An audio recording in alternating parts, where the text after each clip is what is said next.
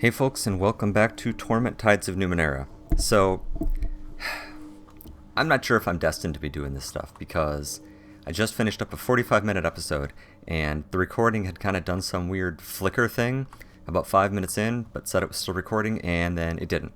So, here we are again. So, I'm just gonna kind of repeat everything that I did. I'm almost certain I can do the right stuff. At least now, when I get to something you'll see a little bit later, at least I know what I'm doing with the mechanics now, and I won't be screwing it up. So, although I'm sure it would be more fun to watch me stare at the screen and go, huh, for 5 minutes at a time. So, okay, so we still need to pick up Rin, so I discovered that the right thing to do is you do have to kick someone out. So I'm going to kick out Castellage because she's redundant. Hello? I already have a caster. We need to part ways. She sighs. Well then, farewell. For now. You won't be gone long. And I'm sincerely hoping that she's going to be up at the Order of Truth. I haven't checked that yet, so we'll see. Okay, so now let's go convince Rin to join us. Hello. You should come with me. Well, I don't know. Where are you going? I don't know, but you'll be safer with me than you will here. Maybe. She wraps her arms around herself. But what about those thugs? What if somebody else comes after me, or after you? I'm not a fighter. I can't help you. It's dangerous whether you stay here alone or come with me. At least with me, you can learn to take care of yourself. I guess so. Alright, I'll do it. I'll remember that. Excellent. So, she actually doesn't have much in the way of anything. She has a shirt that gives her armor and quite a bit of resistance. That's interesting. And a jacket that's evasion and willpower. So, there's that. Can I give you a weapon? This actually isn't something I tried last time. Oh, I can. Can you do anything with said weapon? Oh yeah. You don't have any skills in it. That's interesting. Okay, so, actually I didn't try that last time. Sorry, I didn't know I could do that. Neat.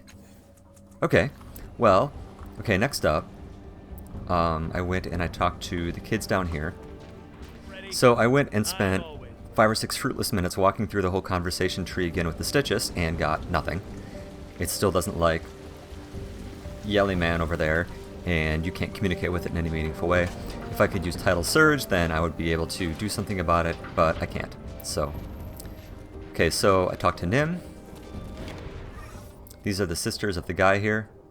So, hi, what are you playing? I'm sorry, I'm not reading this. She stomps her feet. You ruined it. I was just about to get 5 joys in a... She shrinks back as she realizes she just shouted at someone she doesn't know. My brother usually talks to all the strangers. Can I ask you some questions? Nervous, she glances at the older boy nearby. I guess. Have you been taking things from the ruined house by the chirurgical parlor? Her eyes go wide. Are we in trouble? She lowers her voice to a whisper. We took some food, and Avina found a little magic box. That's all, I promise. Alright. Thanks for talking. Later. Okay, Avina. You have some stuff of mine. The girl stands outside a crumbling old house, playing the flute. She wears a simple dress, and her golden hair falls past her shoulders. The melody she plays is gentle and soft, but it somehow carries to every corner of the street. As you approach, she stops playing and smiles up at you with large green eyes. Shins for a song, sir? How much? 8 shins for a sad song, or 12 for a happy one? Why are sad songs cheaper than happy songs? Because there are more of them, sir. You know, I didn't play this last time, but I'd like to hear a happy song. Thank you, sir. This one should give you a lift.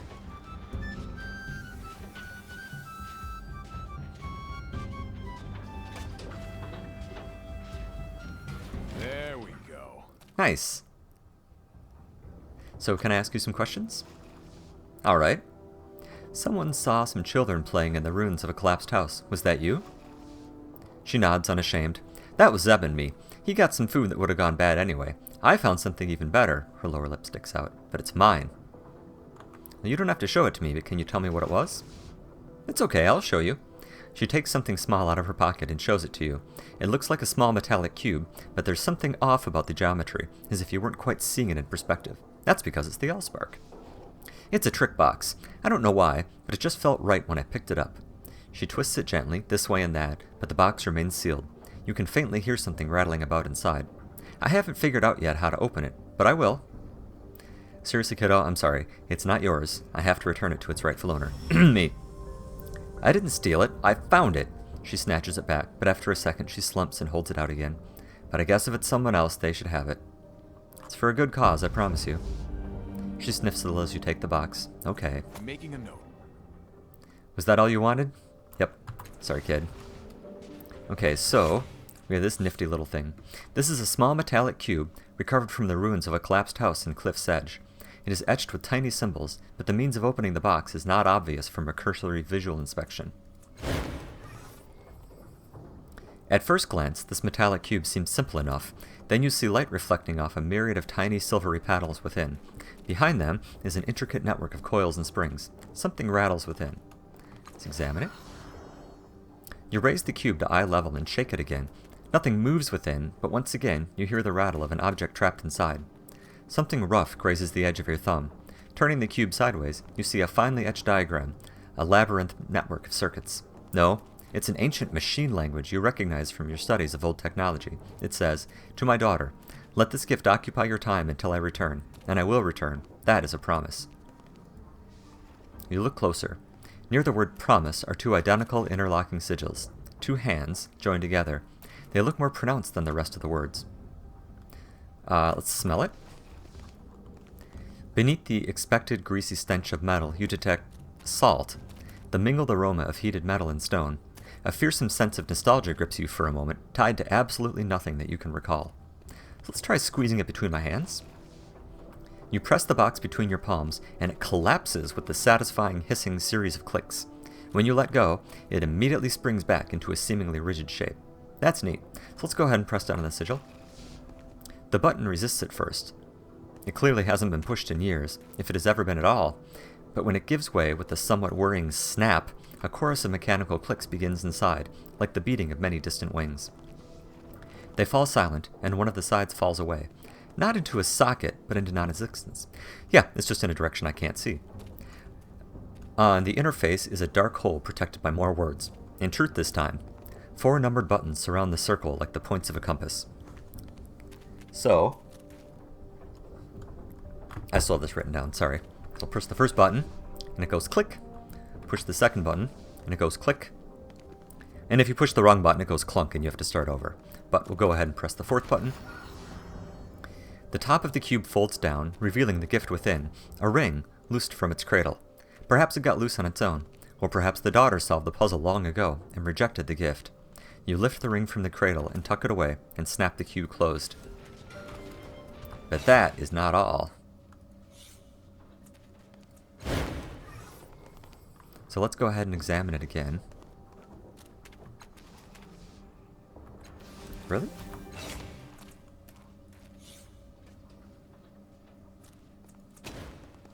What? That's not what I got. That's not what happened last time.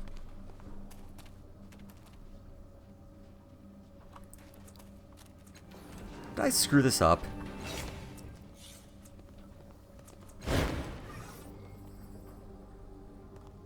The box is now empty. All that remains are messages from a father to his daughter.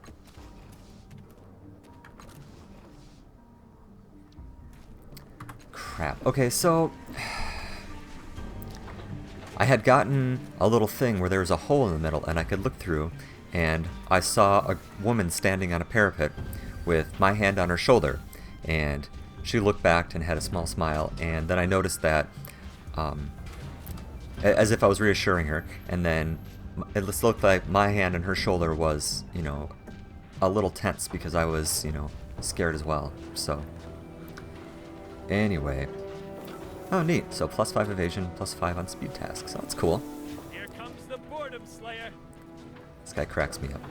I had a friend who was a lot like him in college. If you're sure it's safe. No, it's not. Very little of what I do is safe. So we still have the Tolmega request, so we're going to go back and we're going to tell her that we're not giving up Bryn. Because, seriously, fuck slavers. I don't like them. That's something consistent across everything I play, as I murder them just as fast as I possibly can. All right. So, Coming. zoom on over to her.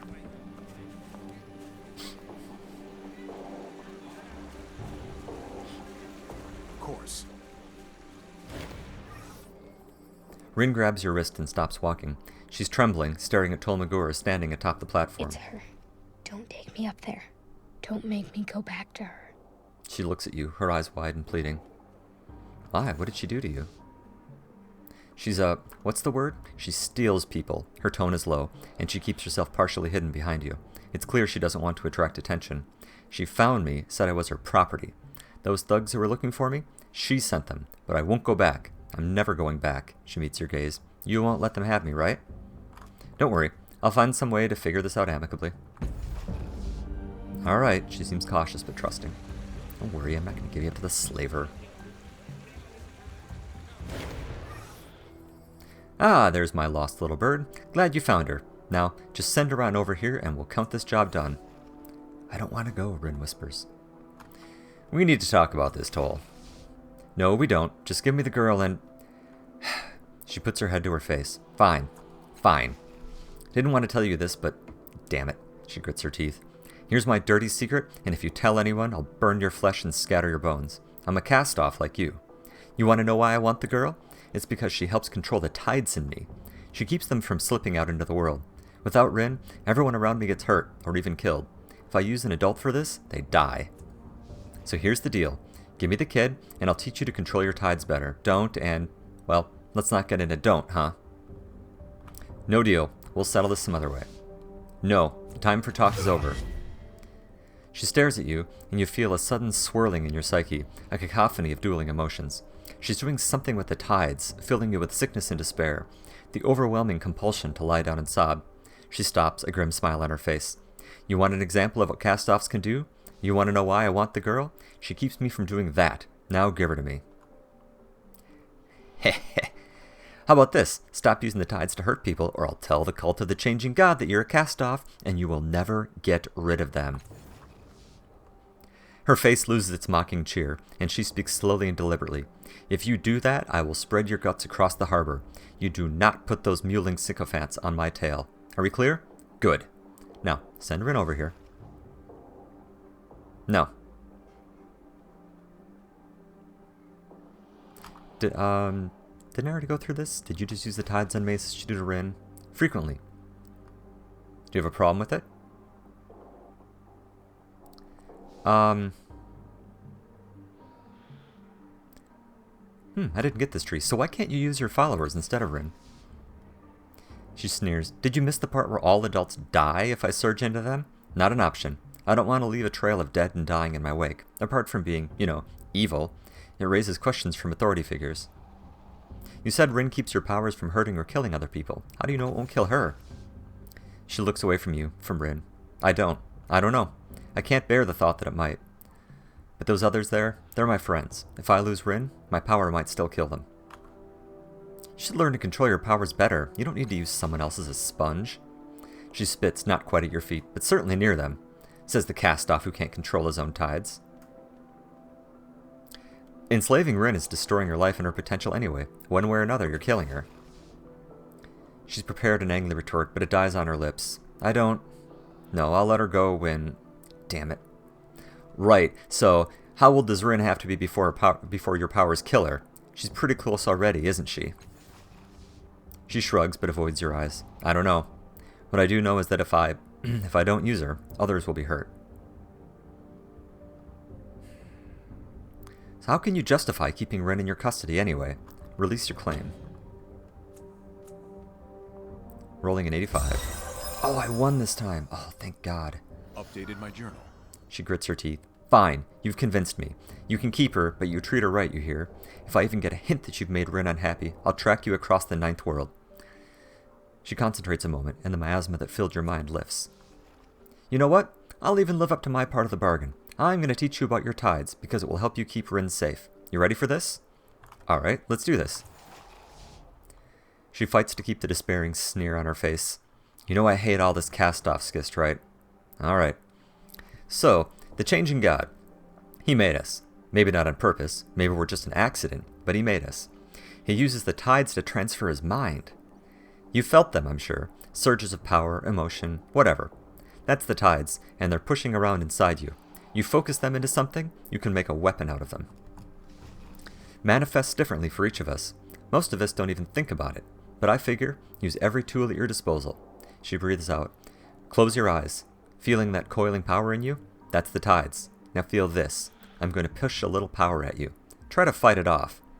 With your eyes closed, you can see the energy emanating from her, a dark and angry spike of red-hued power that drifts towards you. Instinctively, you raise your hands to bat it away, and she snorts, "With your mind, use your tides." As the tidal dagger drifts closer to you, you feel something inside you uncoiling, a vast and restless power whose depths you can barely comprehend. It's reminiscent of the energy you used to blast the sorrow fragments from your mind, but now you can control it, and you breathe out, pushing her probe away. That's it. Practice that. She pushes away. We're done. Skill and tidal affinities increased by 1. Current skill is trained. Ah! Okay, so let me recap what happened in a previous life. So I failed that roll, probably because I hadn't paid for the song and didn't get that plus 5%.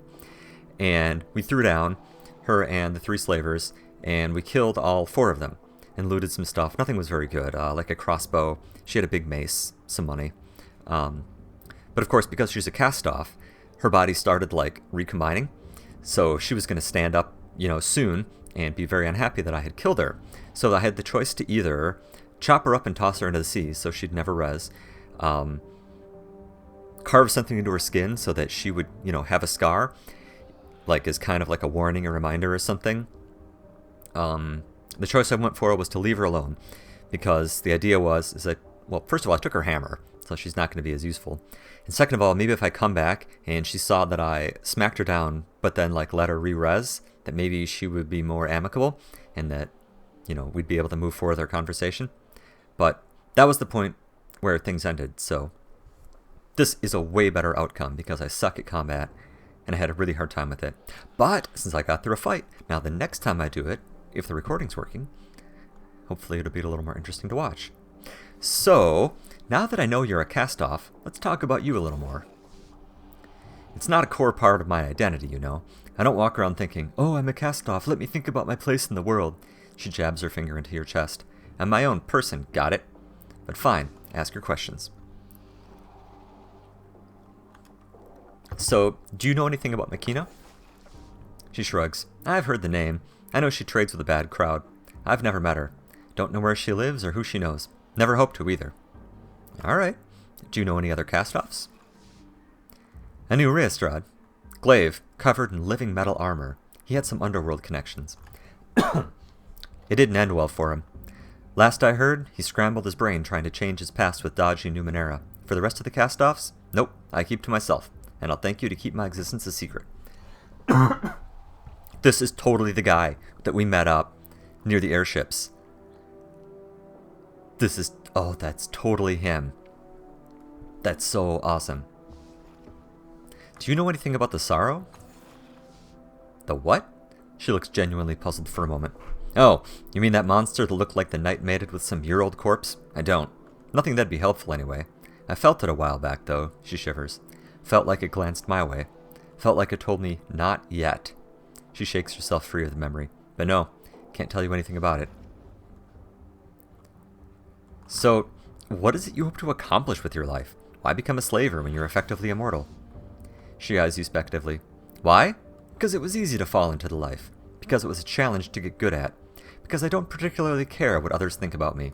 She rakes her hair back. "This tattoo? It doesn't define me. I'm not the man who made me. Well, it's interesting you guys keep ascribing gender. I owe him nothing. I owe you nothing. I owe the world nothing. It's my life, and these are my choices." I don't argue that choosing your own life is the best course, but why slavery? It's just going to get people like me trying to kill you. Because I'm matching myself against the criminal class. Because I don't like people. Because it's not your damn business. My choices are my own, and they're not subject to review. Jeez. Fine. Sure, your business is your own, until it interferes with mine. Where do you draw the line?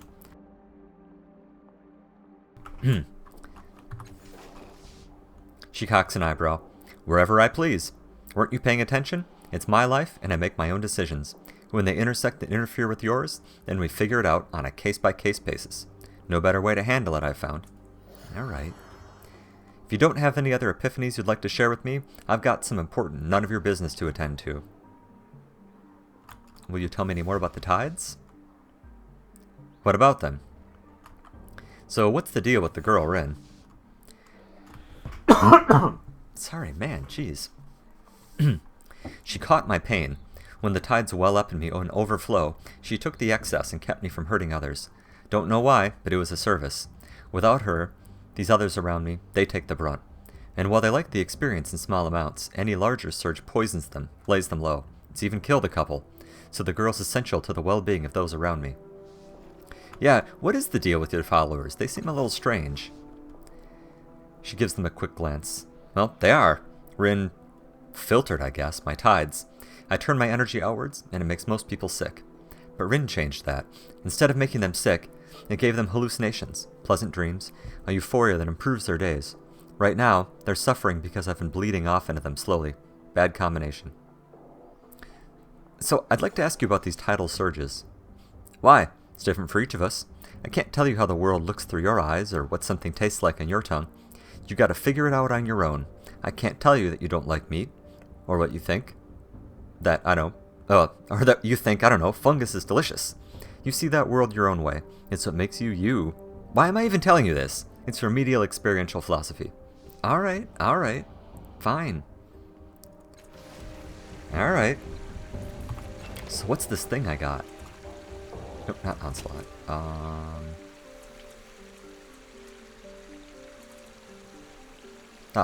Tidal Affinity? Yes. May have to call this one short. Allows the last cast off greater control or finesse with the tides, granting access to increasingly complex ways of manipulating people and objects with those forces with tidal surges. Neat. Very neat. We are totally going to go down and try to talk to the Skitchka. And, Look out below! Above! Sideways!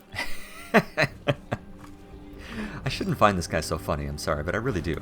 Happy to help. So, my int stat pool is empty, so I'm hoping I'm not going to need to roll anything. If I do, I'll try to back out. Although that didn't help last time I tried to talk to this Stitch, I backed out and that option vanished. So, well, we'll see. But first, I was saying, let's go poke at that collapsed tunnel. Where was that? Okay, straight over here. Yes. Sure enough. Good. So let's go ahead and let's dump some points into this. Now. The dead Stitches lies where you left it, surrounded by ichor-stained rocks. Alright, let's move it. So, who's going to be best at this? 70, 90, maxing all the way out. 90, maxing all the way out. Well, and Rin obviously can't. So if it's me, what does that leave me? With 6, with 2, but 90%. Let's roll high. Cool. The first rock is the hardest to shift. Once you warm to the task, you are nearly flinging them aside until you have fully exposed the corpse beneath. Alright, let's take a look at this corpse. Clearly, the creature was digging this tunnel when the roof collapsed and killed it. Its smaller claw is mangled and smashed, but apart from the crushed thorax and a few gashes in its carapace, the body itself is surprisingly intact. The creature's claws left furious gouges in the fallen rocks and surrounding walls. You realize that it intentionally collapsed the tunnel. It wanted to die. What? That's weird. That's really weird. What's up with that? Yes. Okay, so I've got two choices. I could drive you guys crazy, and I could go chat with You want a job done right? the city clerk about the airship thing. But I'm not going to, because it's driving me crazy. So let's talk to Chiquette again. Chiquette regards you silently, and then begins its pantomime. The scent of tunnel grubs and sharp metal fills the air. As usual, its chittering makes no sense to you. What is it you want? Alright. Unearth the buried knowledge of the Stitched language in your mind. You turn the tides on yourself, burning away the accumulated detritus of the amnesia settled in your mind. Light flares within your vision, mandalas dancing before your eyes, and a host of images flickers through your memory. You see yourself interacting with the stitches, exchanging hand signals, a small box between you translating your words and thoughts, forcing your muscles to react. With a rush, information pours into your mind. The smell of granite fills your nose. Knowledge. Cool. As you return to normal consciousness, Chikek leans forward. Chikek smell granite. Knowledge, it rumbles. Its spiracles vent a minuscule amount of gas. The Stitches looks at you, and its body posture and slight movements indicate a question. Does human speak Stitches? Your muscles remember, and you twitch the proper response. Chikek huffs the sense of lightning. Never speak Chikek to humans so. Heard memory from Elder, not believe. Human almost sentient? Imagine. Grub think like Stitches. It claps its hands together. Speak smart. Better now. So, can you take me someplace under the city? Travel cost. Needs shins. Cost 10 shins. Yeah, sure. I'd like to go to the Changing God Sanctuary. No. Have told already. Must stop fishhead person. Not permitted to see eggs. Let me ask you some more questions instead here. So, this is great. I've never gotten to talk to you. So, what can you tell me about this place? It looks at you intently, and then its spatulate fingers begin a slow and careful dance. The sound it makes are slow chitters that rise and small in pitch, accompanied by the smell of ozone. Good rock, full of electricity. This our home. The word home also means tunnel or sanctuary, a layered meaning. Brought here as eggs, hatch. Dig here for safety, food. Good rock. It smacks the tunnel wall, and some of the rock crumbles with the force of its massive claw. Find secret place to store new eggs. Human grubs would steal or statch. So, what do you think of Palai over here? The Stitches seems discombobulated for a moment. Who? Then it thinks a little more. Then it sprays out a blast of pheromones. You smell the sharp tang of acid and weakened stone. It smells like distrust. Palai, fishhead grub, not good person. It leans closer. Wants eggs. Can smell desire. But eggs in safe place, hidden. Not let thieves take eggs, harm broodmates. You smell hardened shells, calcium and silicon baking around the Stitches. The scent of determination and safety. Not let anyone harm eggs without fight. So I've come again to ask you to stop digging underneath the city. Why? Where we go. Give reason to stop. Oh, okay. We could move deeper beneath the city. I can promise a regular tribute of power sources. Humans are suffering. I can try to persuade him. That actually makes sense. If they dig down a little deeper, maybe they wouldn't be having any trouble. So you could move deeper. Have been. Rock not good. Soft. Not efficient. Electric not strong. It leans back. What else? You're not going to care about the humans, but let's try it.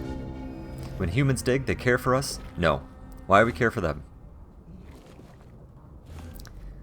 We could...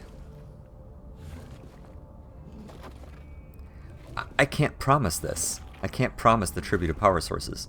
No one's going to care what I think. I'm some yahoo that showed up. Let's see if I can persuade him. Do you want your people to have a future? Do you want war with the humans above? They will collapse your tunnels. They will destroy you.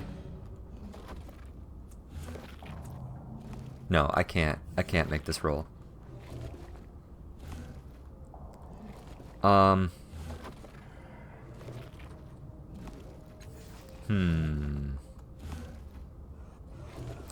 can you tell me more about this, Stitcha?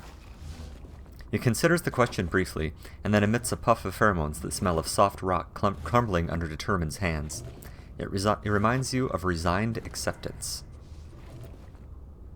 I found a dead Stitches near here. Can you tell me anything about that? Canal tunnel. Broodmate weakened. Could not feed self. Could not feed eggs. Digs tunnel to collapse on self. Not want to burden Stitch a family. Yeah, and that's why he wasn't interested in the crippled one either. The great head on the creature shakes ponderously. Barely strong enough to collapse tunnel. Failed in life. Too weak, perhaps. Why are you digging underneath the populated areas? The Stitches stares blankly at you, its eyes shimmering. It seems to be trying to put its thoughts into a statement you can understand. Stitcha must survive. Must live where food is, yes? It doesn't wait for an affirmation. Human watch every step. Avoid stepping at insects. No impact on other life. Sacrifice of others is natural order. Yeah. It's not so persuasive when you're the other. It taps you in the chest. Smart for human. It points towards the rest of the underbelly. Not smart. Why concern? Not sentient. You claim that people in the city aren't sentient, but that's not true. The Stitcha shifts its weight back and forth. Simple humans. Fight, eat, kill. They steal eggs. Not harmony. Sentient? It scoffs. Alright, well that's all for now. Okay, so I guess I could come back once I've refilled my stat pool so that I can try that persuasion roll again. Because I couldn't put any points into it. Yeah. I'm gonna have to think about this a little bit. I think I may try that. Because once again, I really don't want to, like, get into fighting these guys, so. Alright. Well, we'll have to see. But I'm gonna go ahead and take a break, so thanks for watching, and I'll see you next time.